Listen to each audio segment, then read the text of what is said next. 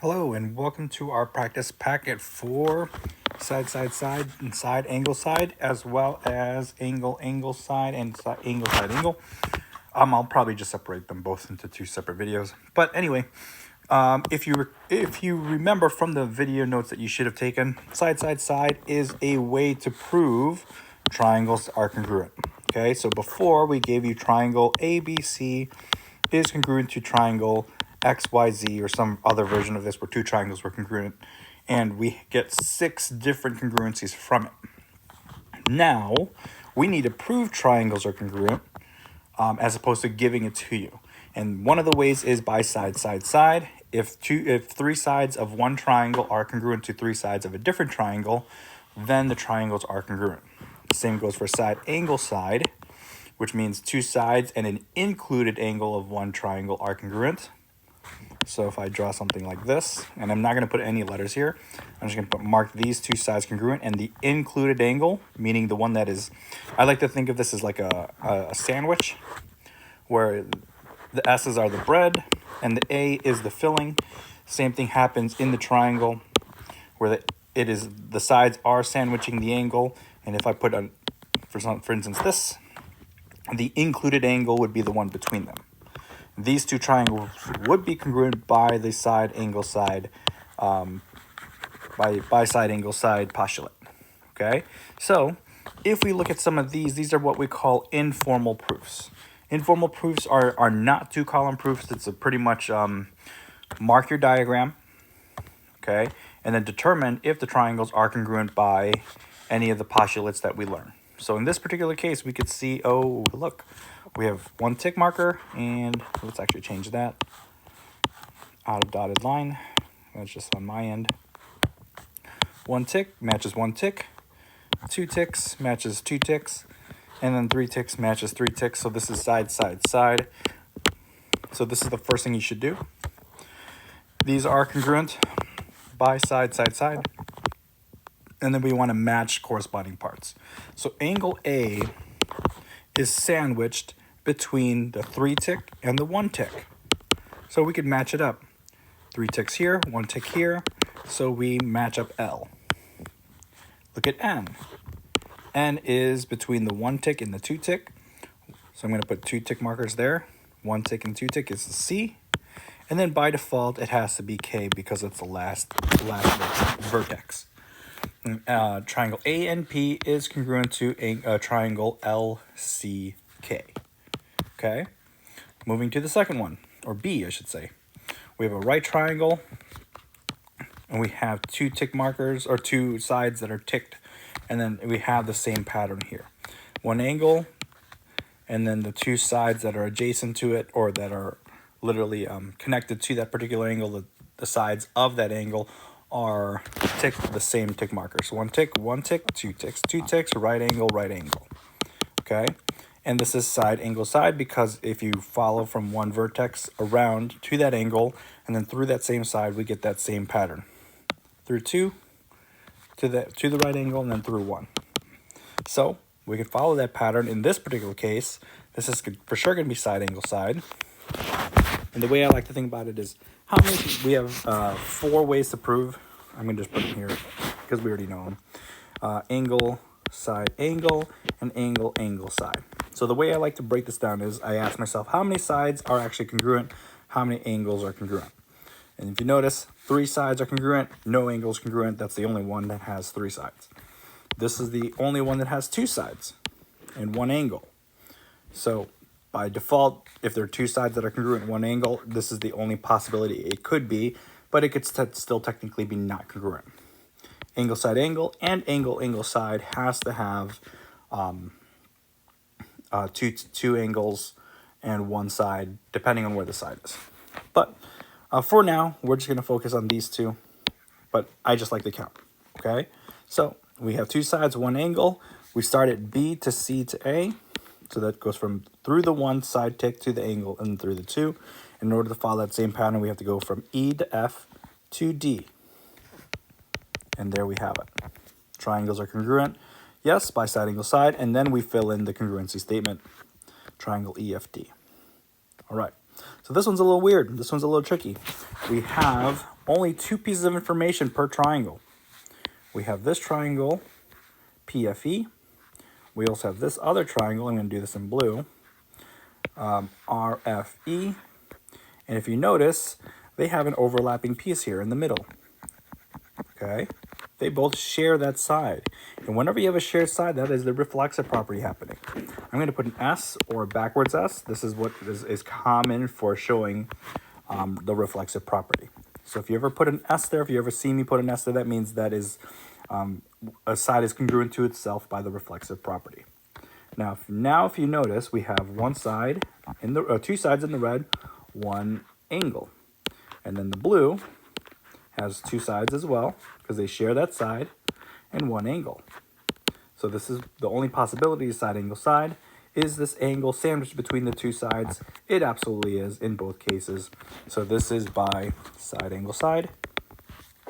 PFE goes from P to F to E through the no-tick side because there's nothing here, and then through the reflected side, so it follows the same pattern, RFE.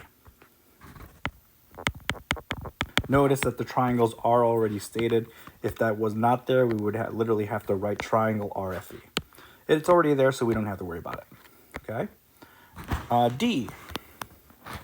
Here we have like a bow tie problem. We call these bow tie problems because they're two triangles that are pointed or combined by two intersecting lines. Kind of looks like a bow tie. And whenever we have this, whenever we have an intersection, we actually get vertical angles. And if we remember, vertical angles are congruent. So in this particular case, we have two sides, one angle, which follows side angle side. The next question is the angle sandwiched between the two sides? Yes, it is. And then it happens in this case as well. Same tick markers, two tick, one tick, angle is sandwiched between the two. So this has to be side angle side. Okay, and then now we follow the pattern. A and P, triangle A and P. Ooh, this is not right. We should change this all together. Ooh, that's not right. Now let's go from P to T to F. And then let's change this to, since we're going through the one tick and then through the two ticks, or through the one tick to the right, to the angle, and then through the two ticks, we have to follow the same pattern. So one tick through the two ticks is GTS. Triangle GTS. All right. And this one's wrong as well. All of these are wrong. Interesting. We gotta fix these. So let's fix this as well. I'm not sure what happened there. Oh, they were copied from the top ones. All right, well, we'll fix that for sure. Here in this particular case, if we notice, we have two sides, one angle. But is the angle sandwiched between the two sides? It is not. If this was side angle side, it should be where angle J is. So this is actually, it's not, you call this technically SSA. This is not a postulate that we are using. There is a version of this where this is true, but we're not talking about it yet, where we could prove congruent triangles. So that's not a real thing that we're going to be doing. So this is actually not enough information. There is a possibility for it.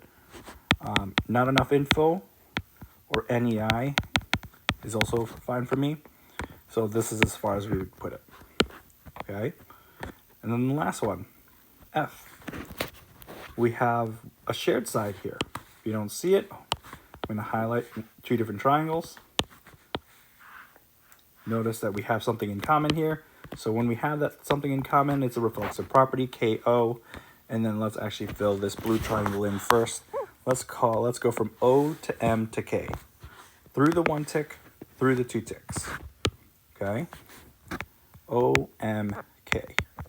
And if we want to follow the same pattern, through the one tick, through the two ticks, we're going to go KLO. Triangle, of course. Triangle KLO by, because we have all three sides that are congruent, side, side, side. This is probably the first thing I should have done. And we're done. All right. So that's how you prove triangles are congruent. Number 2. What additional postulate do you need to prove the triangles are congruent by the following theorem? So if we were trying to prove this by side, angle, side, we would definitely need an additional piece. If you notice, one, we have an intersection, and whenever we have an intersection, we should have vertical angles. So this looked like we only had one piece of information, but in reality we have two given the diagram. And now we have one side and one angle.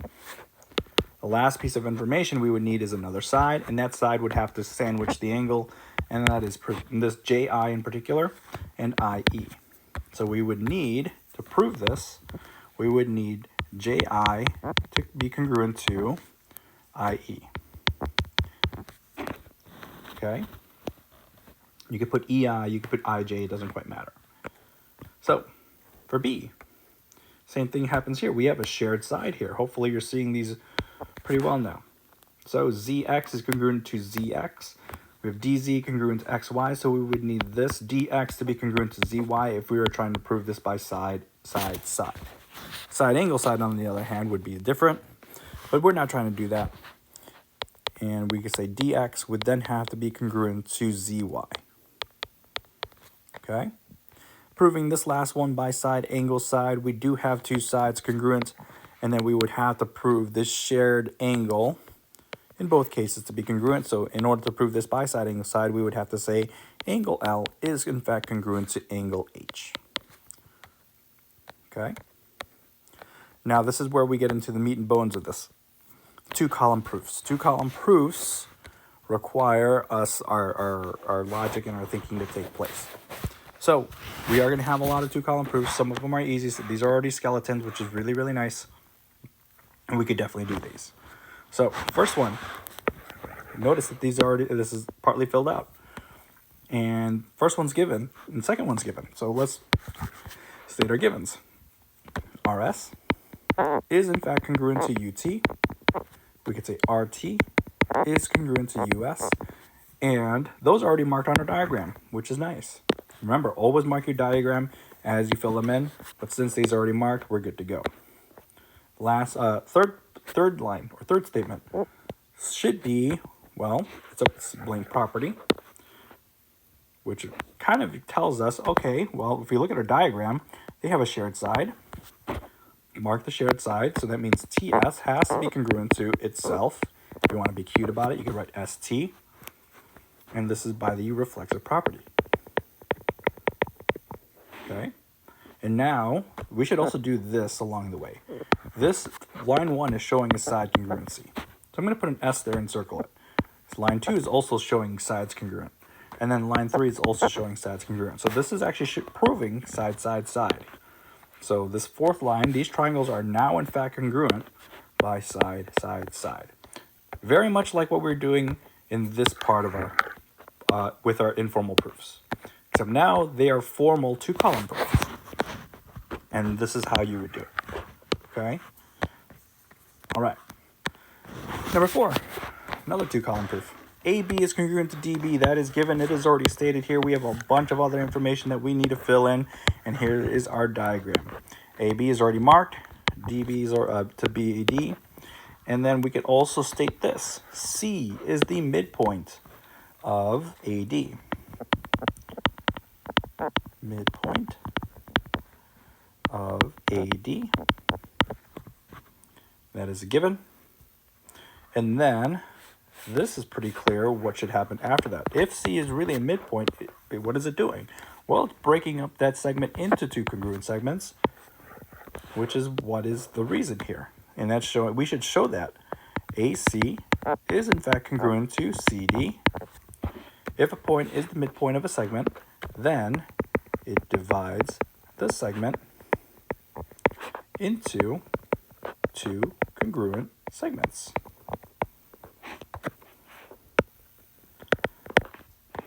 And there's the reason for it. Now, right now, we only have two pieces of information that are congruent in each triangle. We need a third, whether it's an angle or a side. And we should notice we have a shared side here, BC. So we can actually say BC is congruent to itself. CB, if you want to be fun about it. So number 4, line 4, reason 4, the reflexive property.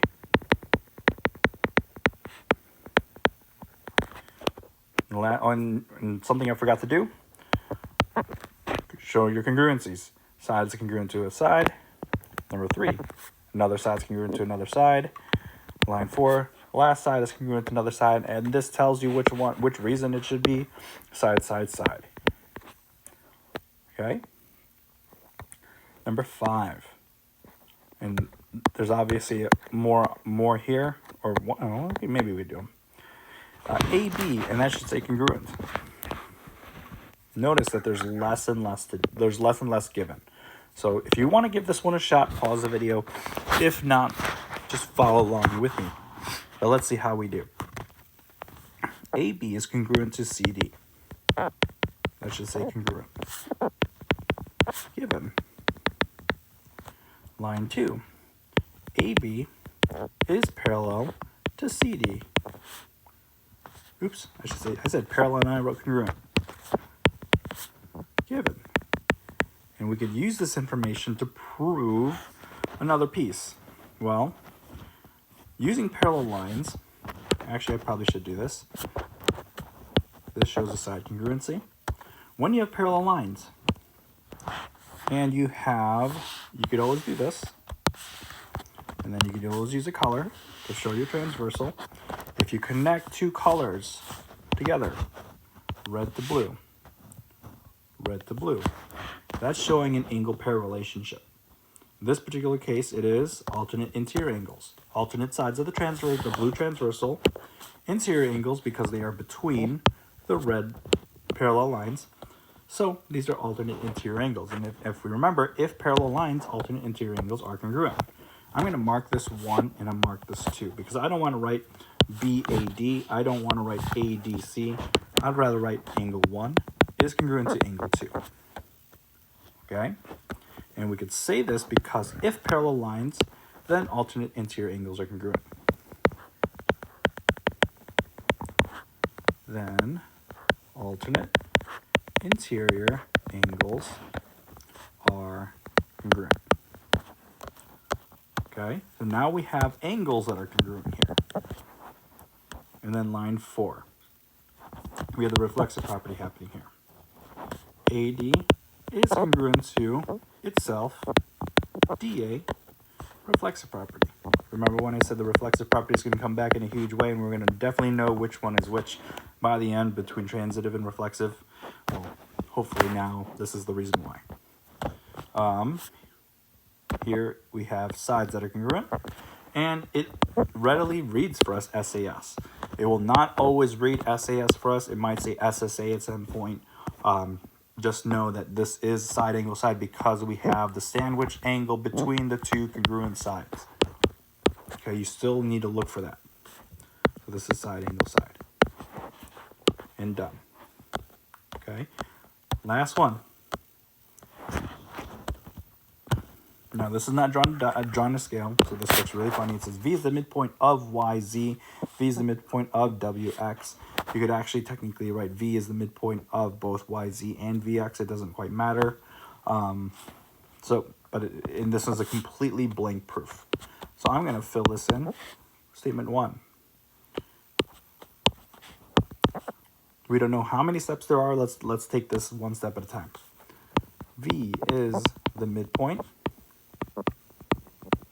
of YZ given. Ultimately, what does this lead to? Well, being the midpoint of YZ implies that these YV and VZ are congruent. So YV is congruent to VZ. If a point is a midpoint, then it divides the segment. Sorry, if a point is a midpoint of a segment,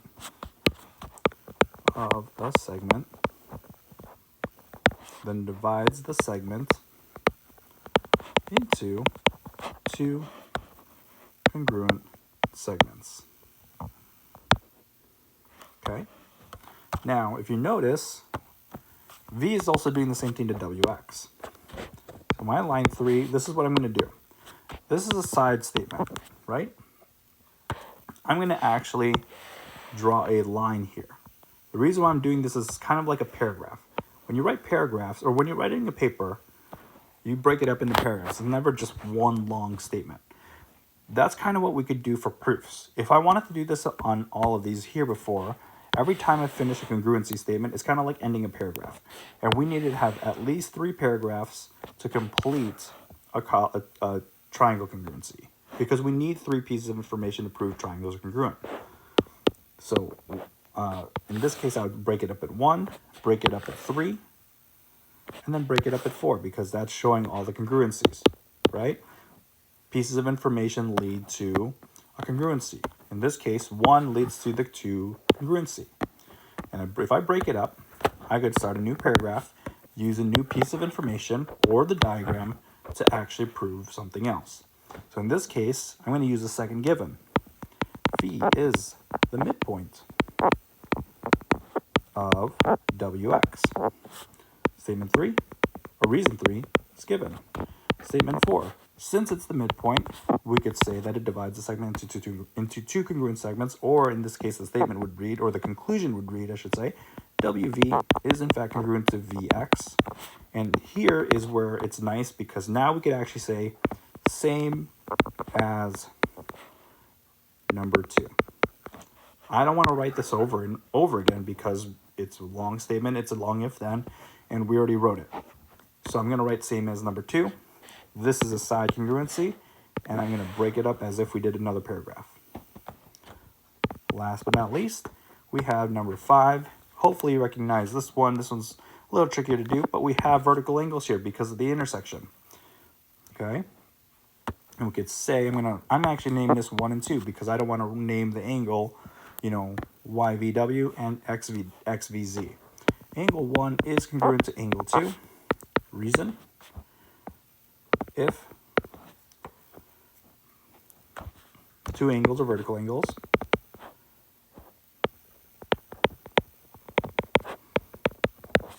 then they are congruent.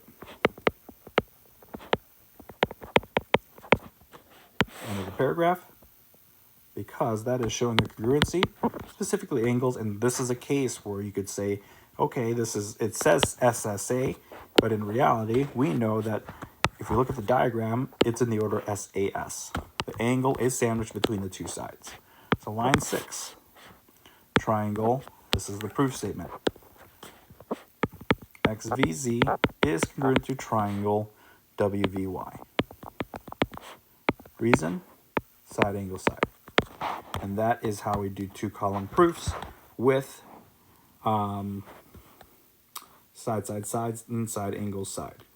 If you want to do these lines for paragraphs and showing congruencies and ending on a congruency, go for it. If not, that's okay. It's up to you. I'm going to pause the video here. We'll go now into angle, side angle in a different video.